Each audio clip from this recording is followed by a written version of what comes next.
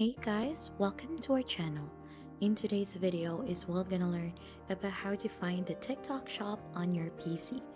So for you to be able to find the TikTok shop on your PC, then this is the step-by-step guide for you.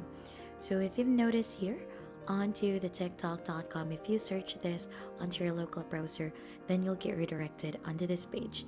So there is actually no option for you to see the shop center in here or the marketplace. So for you to be able to get redirected for that, then you'll need to go ahead and try to search it directly onto your browser. So try to search TikTok shop for that, and then you'll get redirected in here.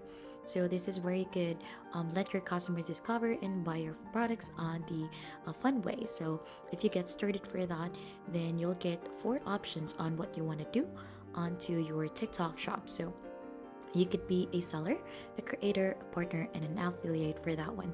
So you'll just have to choose onto which one you want to go ahead and opt for, and then you're gonna go ahead and try to click on to learn more or log in to go ahead and set up your TikTok shop. And that's just basically it on finding TikTok shop onto your PC. If you think this has been helpful, don't forget to hit the like, subscribe, and we'll see you on to our next video.